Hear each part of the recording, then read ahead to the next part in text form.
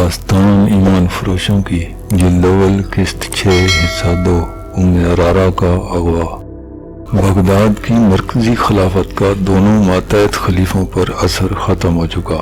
آپ خیال رکھیں کہ مصر کا خلیفہ خود مختار حاکم نہ بن جائے۔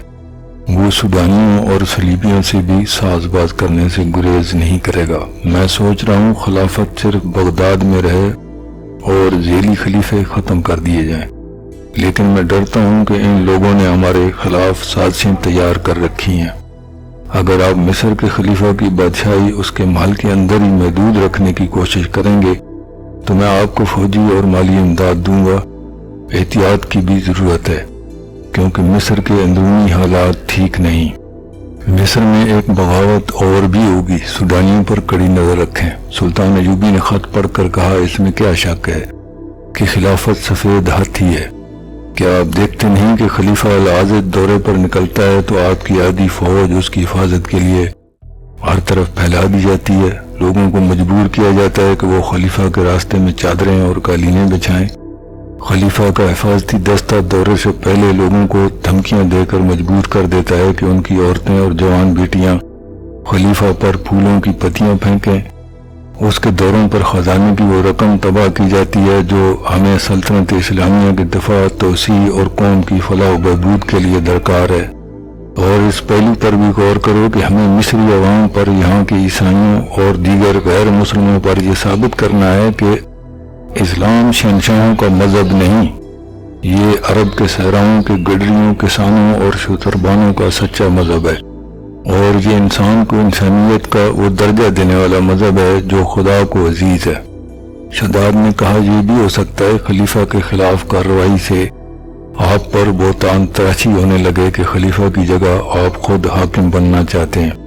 صلاح الدین نے کہا، جھوٹ اور باطل کی جڑیں صرف اس لیے مضبوط ہوئیں کہ مخالفانہ رد عمل سے ڈر کر لوگوں نے سچ بولنا چھوڑ دیا ہے۔ حق کی آواز سینوں میں دب کر رہ گئی ہے۔ شاہانہ دوروں اور شہنشاہیت کے اظہار کے اوچھے طریقوں نے رعایا کے دلوں سے وہ وقار ختم کر دیا ہے جو قوم کا ترے امتیاز تھا۔ عوام کو بھوکا رکھ کر اور ان پر زبردستی اپنی حکمرانی ٹھونس کر انہیں غلامی کی ان زنجیروں میں باندھا جا رہا ہے جنہیں ہمارے رسول اکرم صلی اللہ علیہ وآلہ وسلم نے توڑا تھا۔ ہمارے بادشاہوں نے قوم کو اس پستی تک پہنچا دیا ہے کہ یہ بادشاہ اپنی عیاشیوں کی خاطر صلیبیوں سے دوستانہ کر رہے ہیں، ان سے پیسے مانگتے ہیں اور صلیبی آہستہ آہستہ سلطنت اسلامیہ پر قابض ہوتے چلے جا رہے ہیں۔ ہمیں مخالفت سے نہیں ڈرنا چاہیے۔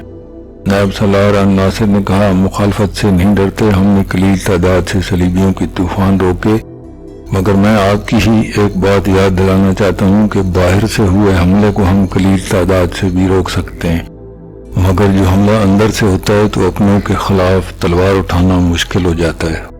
اور میں کہتا ہوں جب ملک کے حاکم ہی ملک کے دشمن ہو جائیں تو آپ کی تلوار نیام کے اندر ہی تڑپتی رہے گی۔ سلطان نے کہا، آپ نے درست کہا، میری تلوار نیام میں تڑپ رہی ہے، یہ اپنے حکموں کے خلاف باہر نہیں آنا چاہتی۔ میرے دل میں قوم کے حکمرانوں کا ہمیشہ احترام رہا ہے۔ ملک کا حکمران قوم کی عظمت کا نشان اس کے وقار کی علامت ہوتا ہے، لیکن آپ سب غور کریں ہمارے حکمرانوں میں کتنی کچھ عظمت اور کتنا کچھ وقار رہ گیا ہے۔ میں صرف خلیفہ العاضد کی بات نہیں کر رہا، علی بن سفیان سے پوچھو، اس کا محکمہ موصل، حلب، دمشق، مکہ اور مدینہ منورہ سے جو خبریں لایا ہے وہ یہ ہیں کہ خلافت کی تیس پرستی کی وجہ سے جہاں جہاں کوئی امیر حاکم ہے وہ وہاں کا مختار کل بن گیا ہے۔ سلطنت اسلامیہ ٹکڑوں میں بڑھتی جا رہی ہے۔ خلافت اس قدر کمزور ہو گئی ہے کہ اس نے امراء اور حکام کو ذاتی سیاست بازیوں کے لیے استعمال کرنا شروع کر دیا ہے۔ مجھے اس خطرے کا ادراک ہے کہ قوم کے بکھرے شیرازے کو ہم یکجا کرنے کی کوشش کریں گے تو یہ اور بکھرے گا، ہمارے سامنے پہاڑ کھڑے ہو جائیں گے، لیکن میں گھبراؤں گا نہیں۔ مجھے امید ہے کہ آپ بھی نہیں گھبرائیں گے۔ میں آپ کے مشوروں کا احترام کروں گا، لیکن میں آئندہ خلیفہ کے بلاوے پر صرف اس صورت میں جاؤں گا جب کوئی ضروری کام ہوگا۔ فوری طور پر میں خطبے سے خلیفہ کا نام اور ذکر نکلوا رہا ہوں۔ سب نے سلطان ایوبی کے اس اقدام کی حمایت کی اور اپنی پوری مدد اور ہر طرح کی قربانی کا یقین دلایا۔ خلیفہ العاضد اپنے ایک خصوصی کمرے میں تھا جب قاصد نے اسے بتایا کہ ایوبی نے کہا اگر کوئی بہت ضروری کام ہے تو آ سکتا ہوں ورنہ میں بہت مصروف ہوں۔ خلیفہ نے آگ بگولا ہو کر قاصد سے کہا رجب کو میرے پاس بھیجو۔ رجب اس کے حفاظتی دستے کا کماندار تھا جس کا عہدہ نائب سالار جتنا تھا۔ وہ مصری فوج کا افسر تھا، اسے خلیفہ کے باڈی گارڈز کی کمانڈ دی گئی تھی۔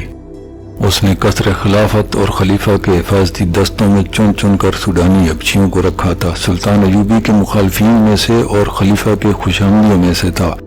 خلیفہ کے ساتھ عرارہ بھی موجود تھی۔ اس نے خلیفہ سے کہا صلاح الدین آپ کا نوکر ہے، آپ نے اسے سر پہ چڑھا رکھا ہے، آپ اسے معزول کیوں نہیں کرتے؟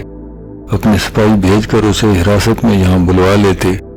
خلیفہ نے غصے میں کہا اس لیے کہ اس کے نتائج اچھے نہیں ہوں گے، فوج اس کی کمان میں ہے، وہ میرے خلاف فوج استعمال کر سکتا ہے۔ اتنے میں رجب آ گیا، اس نے جھک کر فرشی سلام کیا۔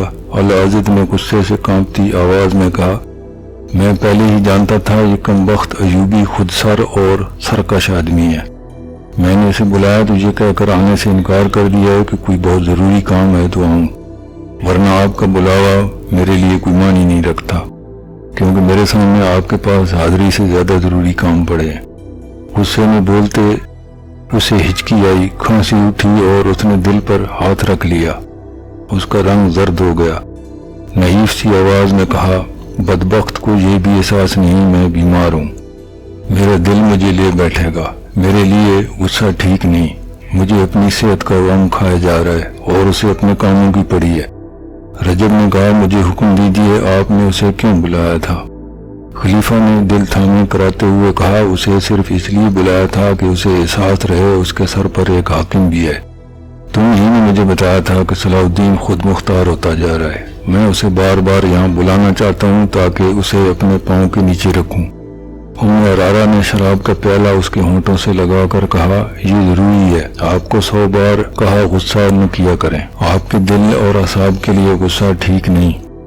اس نے سونے کی ایک ڈبیا سے نسواری رنگ کے صفوف میں سے ذرا سا خلیفہ کے منہ میں ڈالا اور پانی پلا دیا۔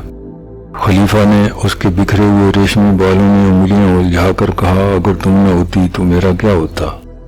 سب کو میری دولت اور رتبے سے دلچسپی ہے، میری ایک بھی بیوی ایسی نہیں جسے میری ذات کے ساتھ دلچسپی ہو۔ لڑکی نے کہا آپ تو میرے لیے فرشتہ ہو۔ اس نے لڑکی کو قریب کر کے بازو اس کی کمر میں ڈال دیے۔ رجب نے کہا خلیفۃ المسلمین آپ کی نرم دلی سے فائدہ اٹھا کر ایوبی نے یہ گستاخی کی، آپ یہ بھی بھول گئے وہ عربی نسل سے نہیں، وہ آپ کی نسل سے نہیں، وہ کرد ہے۔ میں حیران ہوں اسے اتنی بڑی حیثیت کس نے دے دی؟ اگر اس میں کچھ خوبی ہے تو صرف یہ کہ اچھا عسکری ہے، میدان جنگ کا استاد ہے، لڑنا بھی جانتا ہے اور لڑانا بھی، مگر یہ بس اتنا اہم تو نہیں کہ اسے مصر کی عمارت سونپ دی جاتی۔ اس نے سوڈان کی اتنی بڑی اور تجربہ کار فوج توڑ کر ایسے ختم کر دی جیسے بچہ کوئی کھلونا توڑ دیتا ہے۔ آپ ذرا غور فرمائیں جب یہاں سوڈانی باشندوں کی فوج تھی، ناجی اور اوروش جیسے سالار تھے، رعایا آپ کے کتوں کے آگے بھی سجدے کرتی تھی، سوڈانی لشکر کے سالار آپ کی دہلیز پر حاضر رہتے۔ اب یہ حال ہے کہ آپ اپنے ایک ماتحت کو بلاتے ہیں، وہ آنے سے انکار کر دیتا ہے۔ خلیفہ نے اچانک گرج کر کہا رجب تم ایک مجرم ہو۔ رجب کا رنگ پیلا پڑ گیا۔ عرارہ بدک کر العاضد سے الگ ہو گئی۔ العاضد نے اسے پھر بازوؤں میں لے کر پیار سے بولا کیا میں نے تمہیں ڈرا دیا؟ میں رجب سے یہ کہنا چاہتا ہوں کہ یہ آج 2 سال بعد مجھے بتا رہا ہے کہ ہماری پرانی فوج اور اس کے سالار اچھے تھے اور صلاح الدین ایوبی کی بنائی فوج خلافت کے حق میں اچھی نہیں۔ کیوں رجب تم یہ بات پہلے بھی جانتے تھے، چپ کیوں رہے؟ اب جب کہ یہ امیر مصر اپنی جڑیں مضبوط کر چکا ہے تب بتا رہے ہو کہ وہ خلافت کا باغی اور سرکش ہے۔ رجب نے کہا میں حضور کے عتاب سے ڈرتا تھا، ایوبی کا انتخاب بغداد کی خلافت نے کیا تھا، آپ کے مشورے سے ہی ہوا ہوگا، میں خلافت کے انتخاب کے خلاف زبان کھولنے کی جرات نہیں کر سکتا تھا۔